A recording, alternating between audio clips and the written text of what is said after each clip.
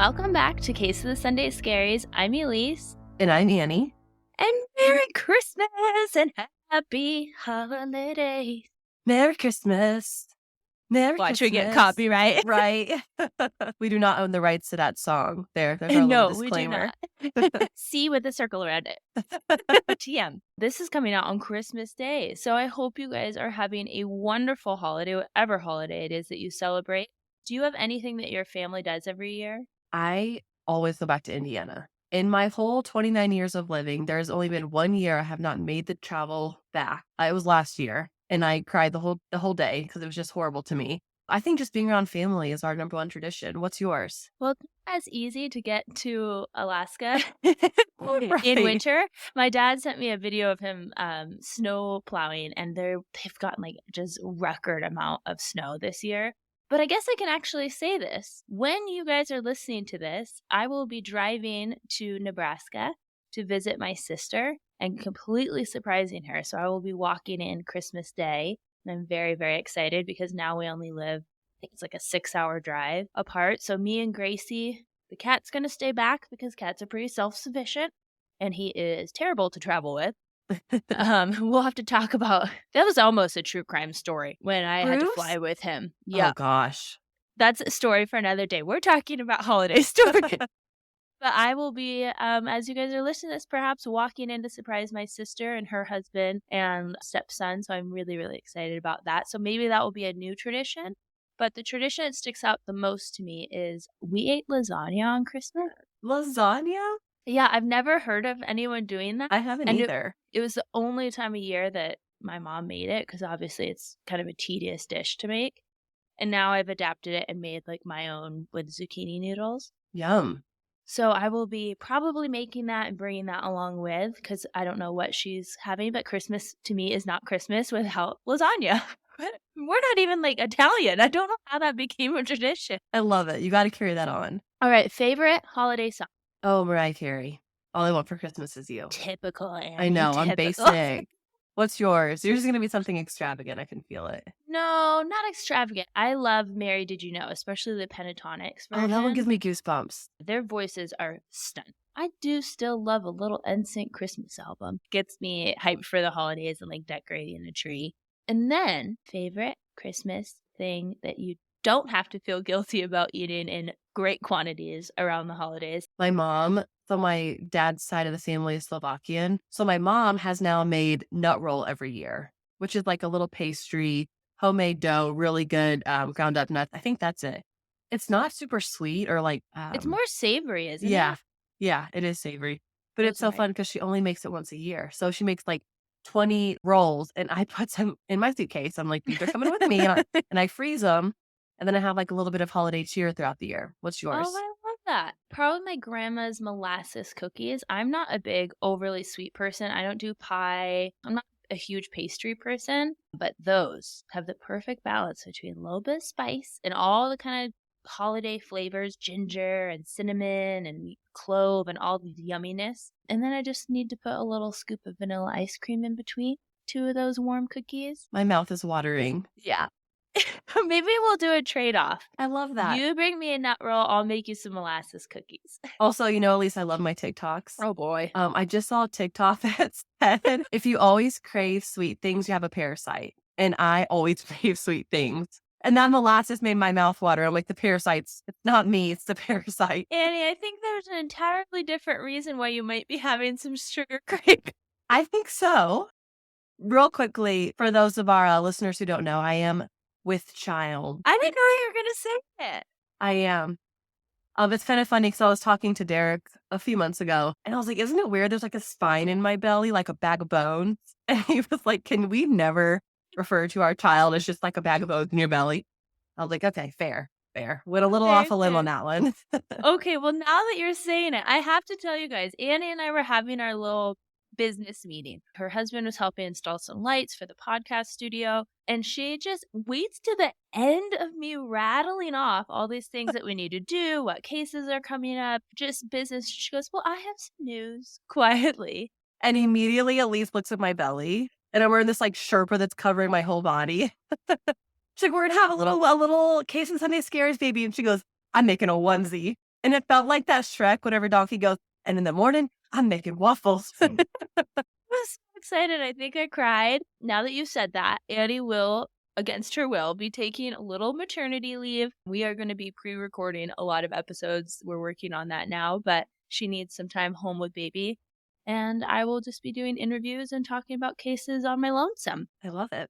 We have a lot coming up. She better subscribe to the podcast or else she's going to be grounded. She comes out Yeah. the womb. I'm like, one more listener. Hey, get her an iPhone. Oh, well, that's the best news. I've been holding that secret in with Annie, and she's been holding it a lot longer than I have, obviously. But yeah, we have a new little scary squad member on the way. And now we go from happy and holiday talk to bringing you right back down because, Annie, of course, this is a true crime podcast. So I'm going to turn over the mic to you to talk about your case today. My poor little co host that is under the weather. So if you hear her coughing, sneezing, mind your business. She is pregnant. She can't even take medicine. So everyone be nice to her if her voice sounds a little bit off, or, well, I won't do anything about it, but I will be happy with you. Maybe they're into like the raspy voice. Oh, yes, you could have a little sultry voice today, Here Annie. we go. I do have quite a case for everyone, but before we jump in, there's been a few true crime headlines circulating. Kind of those headlines that make you go, wait, what did I just read? And the first one gives me full CSI Miami vibes. I used to be obsessed with CSI Miami, so much so the one year for Christmas, I got the full DVD collection, put it on my little TV stand in my room, and I was like madly in love with Horatio Kane. Are you serious? Yes. I loved him. I loved his one-liners. Like, he would find a foot in the sand and just glare into the camera and be like, something is a foot. And I would like faint with love. Oh, I love you, Horatio. She was a ginger lover before the podcast even started. It's fate, Annie. Truly. But this headline that I read was woman's body found wrapped in trash bag floating off coast of Egmont Key, FBI investigating. Witnesses who found the body said they were spear fishing and went for a dive. And as they headed to the next spot, they found a trash bag. Assuming it was trash, they tried to pick it up, but then realized it was not trash. They cut into the plastic and canvas bag and they saw skin and what they believed to be a bra strap or a bikini. The witnesses said they made the distress call shortly after that. And according to police, the woman's remains were discovered 13 miles off the coast of St. Petersburg. This obviously is foul play, but wild. That does sound like the beginning of an episode, like where you see the car come up, crime scene unit, and they get out, and there's these do-gooders that thought they were picking up some trash, and it turns Right. out to be a woman's body. It's too soon to know her identity and everything. Yeah, at the point of this recording, it's too soon. I suspect it's going to take them a while because, unfortunately, whenever bodies are found in bodies of water, it's really hard to identify them. Right. But sending all the good vibes down to Florida, where all the crazy things happen, and hopefully this woman can get her identity back. We'll keep everyone posted. The other headline I read was Connecticut man who vanished a decade ago found dead after living under new name in New York. Elyse, you actually sent me this one. This is wild. Robert Hoagland was reported missing in Newton, Connecticut on July 29, 2013, after he failed to pick up a family member from the airport and did not show up to work. That's per NBC News. His car, wallet, cell phone, and medication were all found left at his house, and police reported that he was last spotted at a gas station in town. His disappearance launched a high-profile, nationwide investigation with people from around the U.S. reporting sightings of him, and he was even featured on the investigation discovery show Disappear, which I also love. No one knew what happened to Robert until this month when the sheriff's department in Sullivan County, New York, found him dead at a residence in Rock Hill. He had been going under the fake name Richard King at the time, and that's according to New Haven news station WTNA News 8. There currently are no signs of foul play, but his body has been sent to the Sullivan County coroner for an autopsy to determine his cause of death. Once again, wild headline. This man goes missing. He's found sadly dead, living under a fake name. I don't know what Like, would make what's someone the want to start a totally reason? new life, but Yeah, did he get a new wife, come into money? Like, what is happening here? we shall see. I'm not big on conspiracy theories, except the Denver airport still freaks me out, thanks to you. But anytime that you hear about someone just like starting over, I'm like, who was involved? Was he in the witness protection program? Why didn't he go to the airport that day? Where's his new wife? Where's the money hiding? Tell me everything. And anytime it's on the East Coast, I immediately think politics. Rightfully so. I just sum up all 13 states and like politics all the way down to South Carolina. Yeah, leave Florida out of this because they have their own political They have enough system. going on. Our last headline is no evidence found in excavation at Iowa site after woman claimed father was a serial killer. We talked about this a little bit a few weeks ago. This woman came forward and said that her late father was a serial killer. She claimed that she helped bury the bodies along with her siblings, and she gave police this area to look at. It was, I think, like 40 acres. After digging around this 40 acres, the State Department of Public Safety said, after exhaustive efforts, no evidence or other items of concern were recovered, and the investigation is over. I'm still stumped because why would you want to come forward unless you want the notoriety, right? I get it. Well, People I are mean, we people. had, and I'm sure we'll cover this case at some point, of that girl that faked an entire like kidnapping and had just because she wanted to go hook up with another guy away from her husband. So people do crazy stuff. They involve themselves in cases. They confessed, my goodness, to things that they didn't even do to get involved. So if she's lying, you have to question like what kind of headspace are you in to make up this?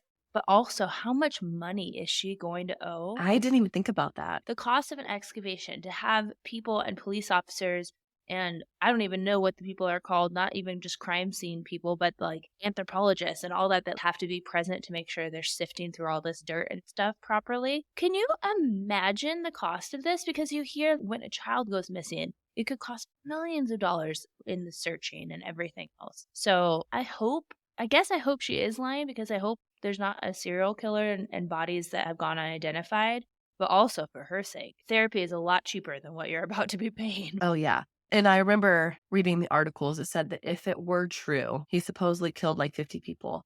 That would make him the most prolific serial killer to date.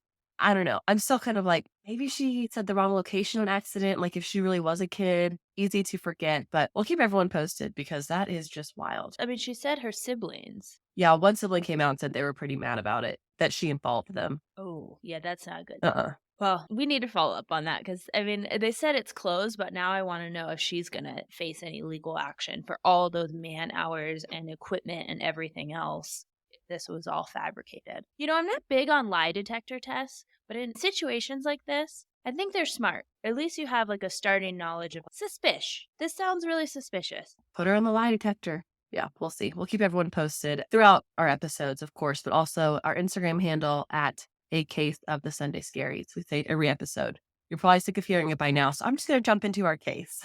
Go ahead.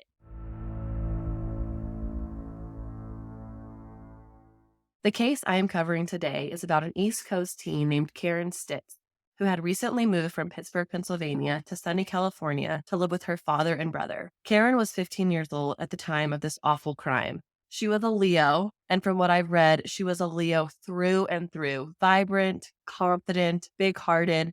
Our fellow Scary Squad podcast host, also a Leo, so just the best of everything. That's me. The year was 1982, and Karen was a sophomore attending Palo Alto High, which, in my opinion, is like Laguna Beach, California high school in the 80s. I picture everyone has bleach blonde hair and they arrive on like surfboards. Just picturesque. Crimped hair, not only that, back home to the gods, and Aquanet is mixed with salt air. Yes. Karen loved school. She really enjoyed it, and she quickly made friends with all the locals. One classmate and friend named Maureen Larson said the following. Karen was a friendly, upbeat girl with a big smile who quickly got to know her new schoolmates and was quite social. I was impressed with how this East Coast transplant was adjusting to her new life here. Another person whom Karen made a profound impact on was a boy named Michael Calhoun. We've all either had a Michael or been a Michael, or both, at one point. He had a huge crush on Karen. When a reporter asked Michael to describe her, he said, her smile could light up the darkest of rooms, her beautiful feathered blonde hair and the way she spoke. I won't say it was an accent per se, but it was different than any other girl I knew. Oh, well, that's a really nice way to be described, especially as a high schooler. Ideal. Michael lived around the corner from Karen in Palo Alto. She had actually been dating one of his best friends named Jimmy, so initially he respected it. He stayed clear of dating her, but he was completely smitten. That is so sad to me. It's really I'm sad. just picturing them, like, having a pizza night, and he's just biting into his pepperoni pizza, staring at his best friend, canoodling with the girl of his dreams across the living room. Like, I picture this all in my head. I feel bad for poor Michael. He even said that, he was describing their relationship, Jimmy and Karen's, and he said, "Instead of singing Rick Springfield's song, Jesse's Girl, I was singing I Want Jimmy's Girl." Like, this guy and he was talking to a reporter this year or last year, so it was present day, but just he still had all these feelings for her, and it just is really heartbreaking because the good news is for Michael, when Karen and Jimmy broke up, Michael got his chance, he started dating her, he really fell hard for her. He said that she was his first true love. They did decide to take a break from their relationship during the summer, but Karen wanted to explore getting back together once they returned to school. As a token of her promise, she let him keep a ring of hers, was a copper ring and had her name on it, and to this day, Michael still has it. Oh, you're killing me. I know this is not a love podcast, though, because sadly, Michael would never get the chance to date his dream girl again. It was the evening of Thursday, September 2nd, 1982, and Karen took a bus from her home in Palo Alto to Sunnyvale to meet her 17-year-old boyfriend, David Woods. Remember, her and Michael were on this break. This was about a 20-minute bus drive and not unusual for Karen. She was super independent.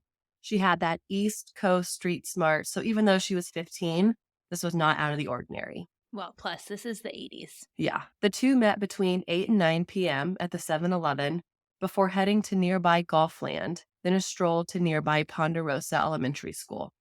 Around midnight, police say that David walked Karen toward the bus stop, and she was last seen south of the intersection walking toward that bus stop on El Camino Road. Some might think that this was kind of a dick move of David to not take her all the way to the bus stop, but he had a strict curfew.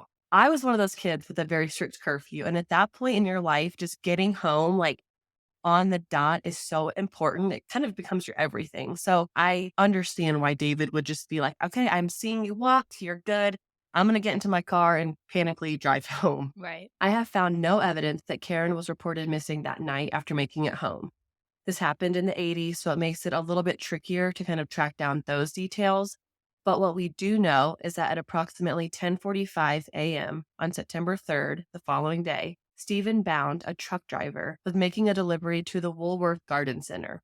This location was about 100 yards away from that bus stop that Karen was heading to. During his delivery, Stephen saw what he believed was a nude female lying in the bushes at the base of a cinder block retaining wall along the Garden Center driveway. He immediately contacted the Woolworth Garden Center management, who then called the Sunnyvale Department of Public Safety. Officers quickly arrived on the scene, and it was determined that the nude female was deceased and she had numerous stab wounds. It was also later determined that it was, in fact, 15-year-old Karen Stitt. I hate this story. It's going to get worse. Not to bring you down, but hold on to your pants. The scene was processed for evidence, and items located around and on the body were collected.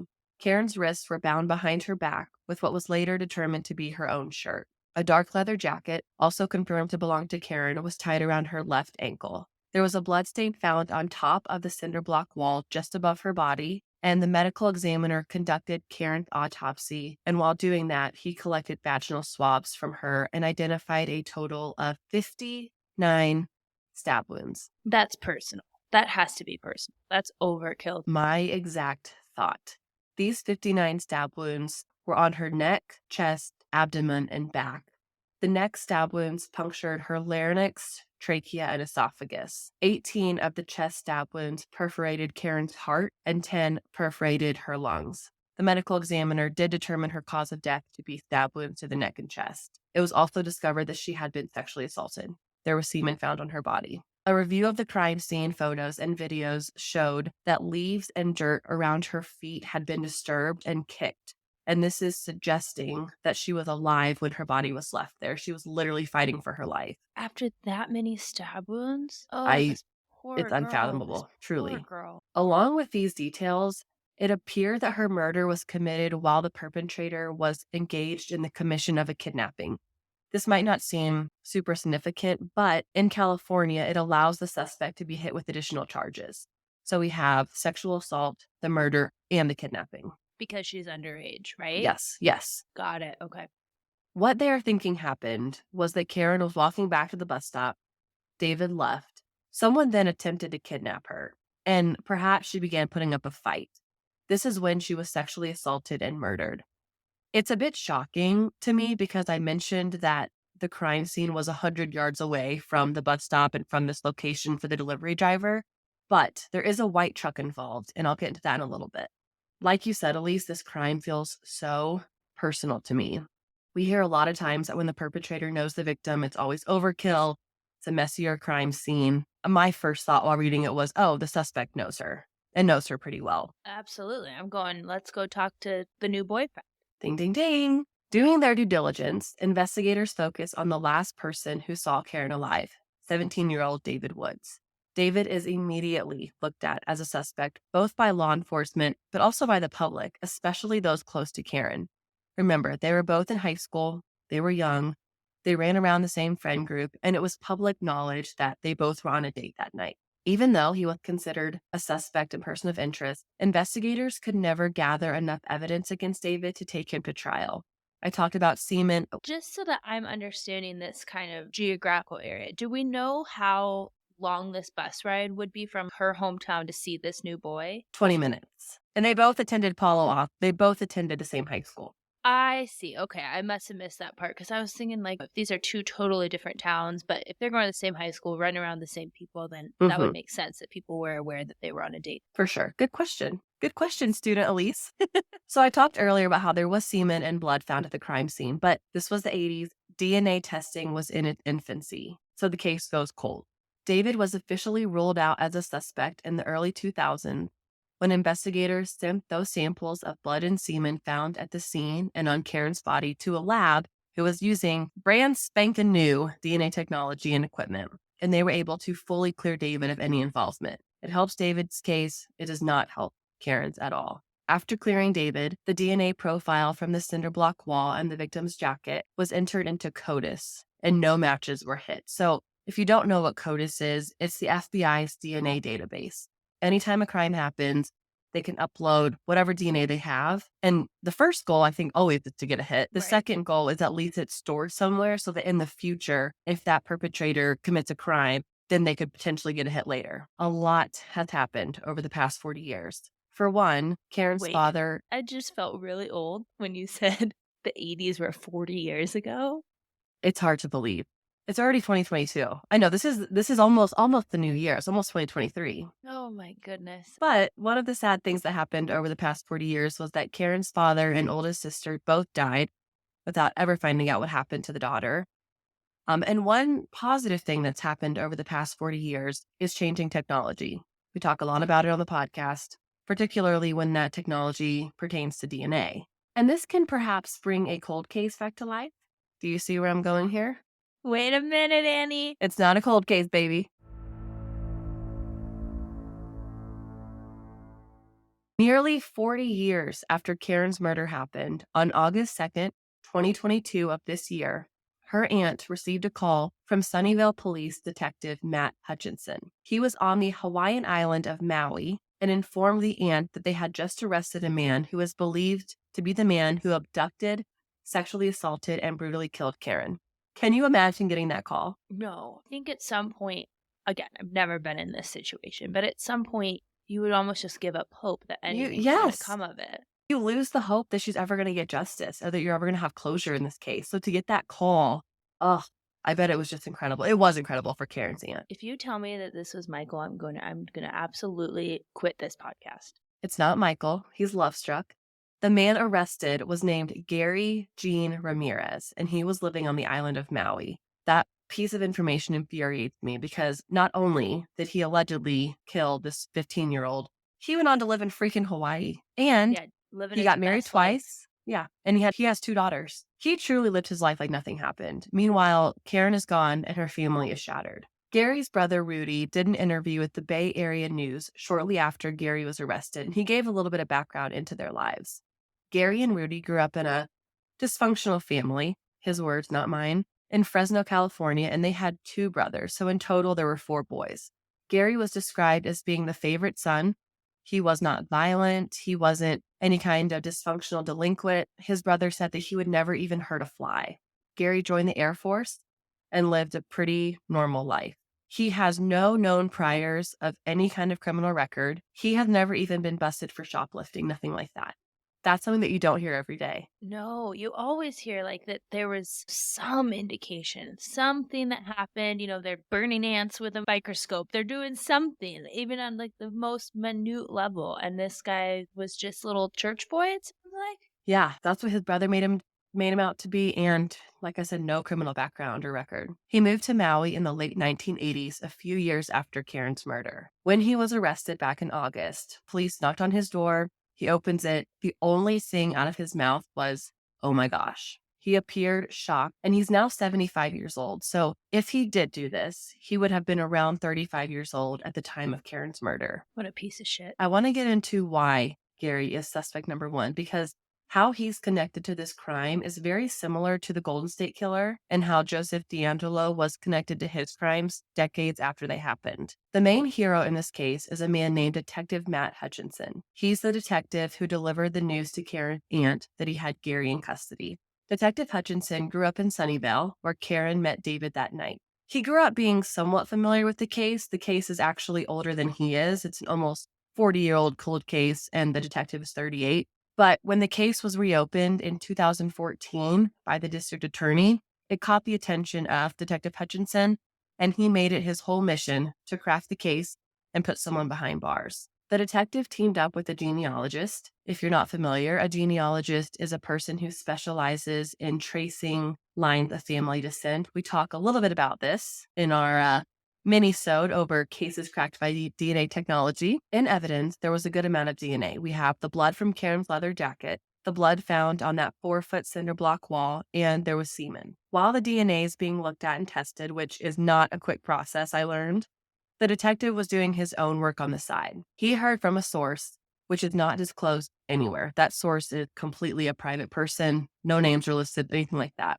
the son of a woman named Rose Ramirez may have committed the murder of Karen Stitt. This piece of information is what led the detective to start looking into the Ramirez family. Using publicly available databases, Detective Hutchinson was able to confirm that yes, Rose Ramirez lived in Fresno, California, which is roughly 160 miles from Sunnyvale, and that she did have 4 sons. What the detective did next is genius. I have never heard of a detective using an obituary as a source of family lineage, but that's exactly what this detective did. He looked at the obituary of Rose, who passed away in 2012, and her husband, who passed away in 2019.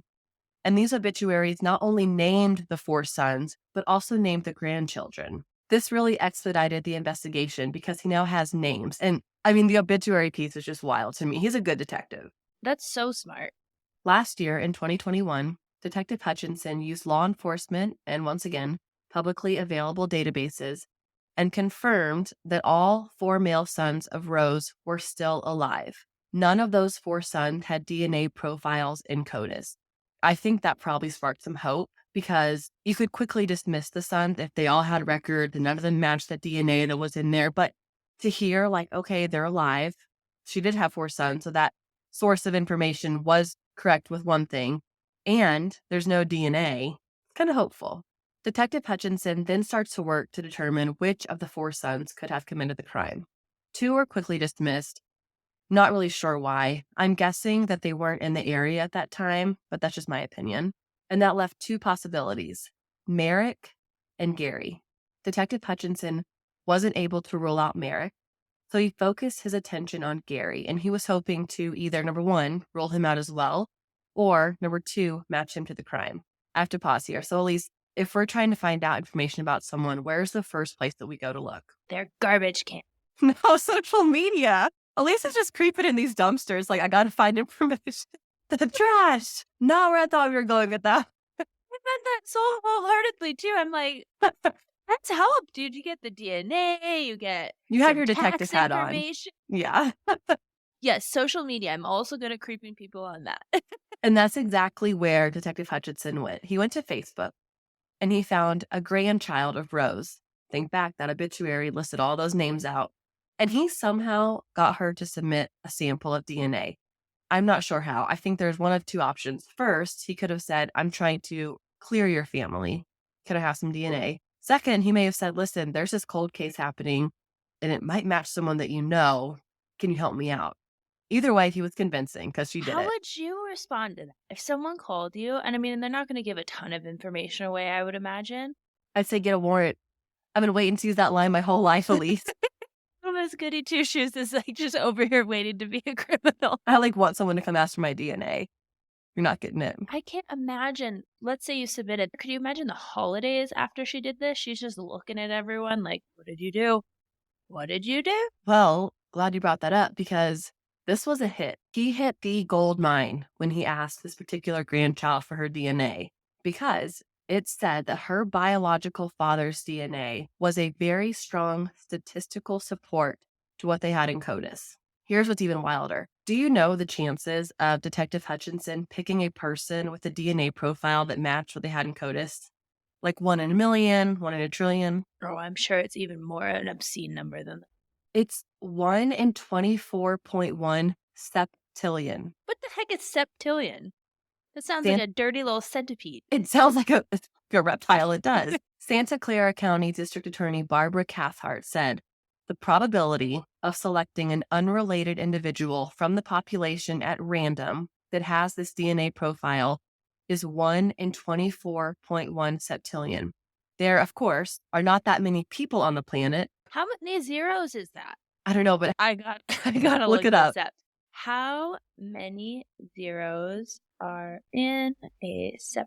I want to be a septillionaire. 24 zero. No, hold on. Yeah, 24 zeros. I can't process that. No, I can't either. That's wild. This detective is the bomb." Based upon this evidence, authorities were able to obtain a search warrant and they flew out to Maui where they swabbed Gary's mouth for DNA.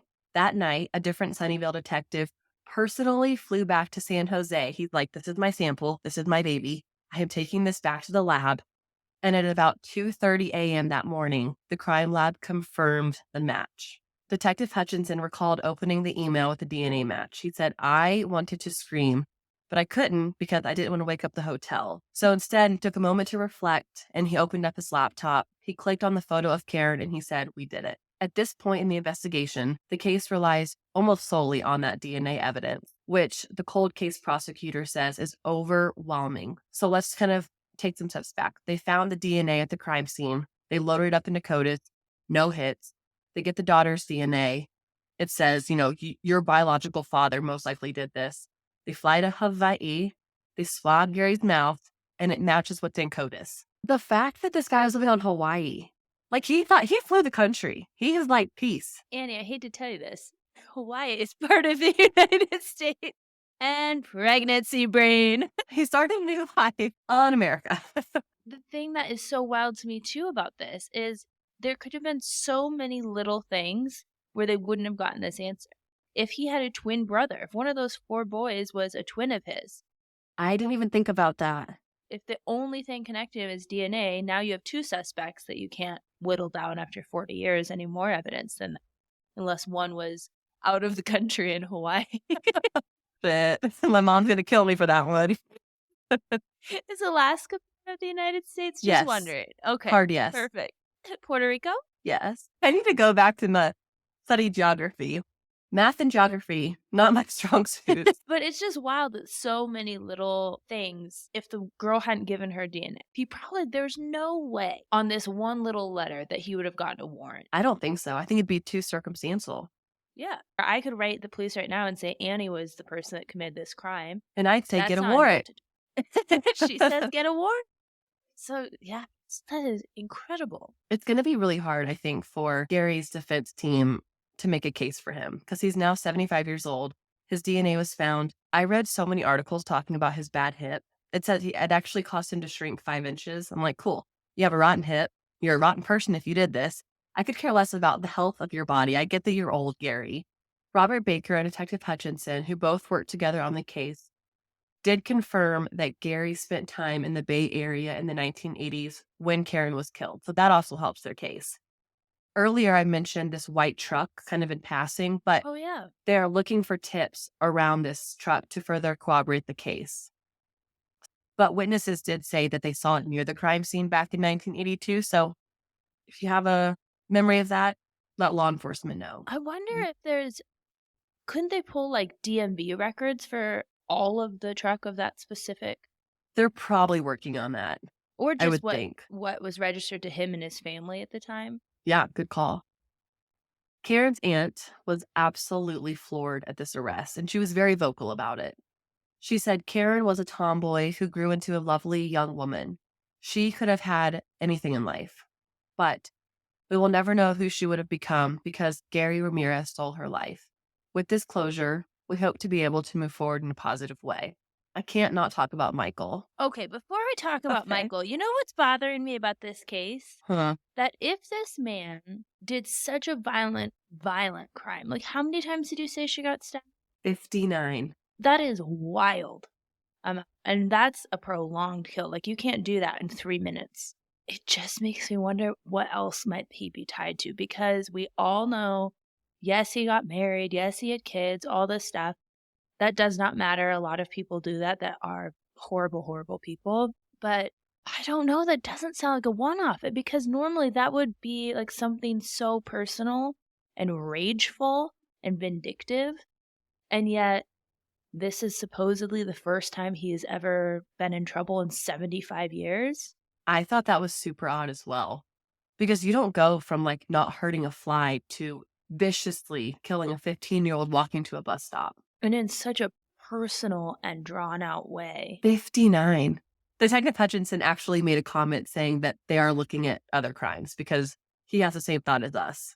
Turns out we're basically thinking the same way as a detective because there's no way that this guy only did this one crime, one and done. Mm-mm, I don't believe it. Just look in the trash cans. You'll find all the information you need in the trash can. Should we talk about Michael now? Oh, God. Go ahead. So after this arrest happened, Michael said the following: I have carried Karen in my heart and soul for over 40 years. I will continue to carry Karen in my heart and soul until my last breath on this earth. I'm just glad that we, her family and friends, can now breathe a sigh of relief that her killer has been named and caught. I hope Karen is resting in peace now. Michael, I hope you're writing poetry because you're just like having a goo goo gaga over you and how much you loved her. Well, and I've got to say, it's so tragic that she was only 15, but how lucky she was to have been loved so intentionally at such a young age. It's romantic. The other person who loved her was that David Woods, right? The boyfriend who was with her that night. And he made a statement after the arrest as well. Remember, he was under public scrutiny for years. He says that he's always lived with regrets of leaving her alone that night. He said, for 40 years, I have suffered heartache from the horrific loss of a beautiful girl whom I was falling in love with. I hope this brings some closure for her family, myself, and her other loved ones. Well, I can't even imagine what his reputation was like for years. From 1982 until early 2000s. Yeah, I can't imagine. Everyone's side eyeing, like, don't date that guy whose last girlfriend went missing, that. And his story, let's be honest, his story sounds suspicious. Oh, yeah, because it was his word versus, like, no one's. I mean, there's no video cameras back then, no security footage to Right. confirm that. His mom was probably like, "Yeah, he did get home one time," but there is an update on where the trial stands today. Gary was expected to have a hearing on October 28th. I'm, like, 100% sure that got pushed because there is nothing online about it. The killing is considered a capital crime, but Gary will not be facing the death penalty because the district attorney announced in 2020 he will no longer seek it in any prosecutions, which was news to me. From what I read, it sounds like the county and Karen's family is just hoping that he pleads guilty. Karen's aunt said, I will be disappointed if he doesn't take ownership and plead guilty. Gary Ramirez has lived freely with the knowledge of his unfathomable crimes for nearly 40 years. The time for him to bear the consequences is long overdue. And I completely agree with you, Karen's aunt, because he lived his life. He got married. He lived on a beach forever. Like, own up and give the family some closure. It will be really interesting to see what he pleads. I would hope, like you said, I hope for the family's sake that they don't have to go through a trial. I mean, that's ridiculous. But I hope that he's not pleading to anything less. Like, there should be no deals here. When you are that violent against an undeserving 15-year-old, like, you got to spend 40 years of your life, like you said, roaming the beaches of Hawaii, having a family. Drinking Mai Tais, like, Yeah, it's time. yeah, that's ridiculous. So, goodbye. Goodbye, Gary. Well, thank you for giving me and ending this year with a case with some resolution. That was a nice little holiday gift you gave me. I want to kind of give a little heads up and potentially a trigger warning going into our next few episodes, or I should say, my next few episodes. Annie and I discussed how we can use this podcast to really hopefully reach people and educate them. As limited education as my dumpster diving, apparently. Or my geographic knowledge. Yeah, we really didn't do our best on this episode, did No, we? I'm kind of embarrassed.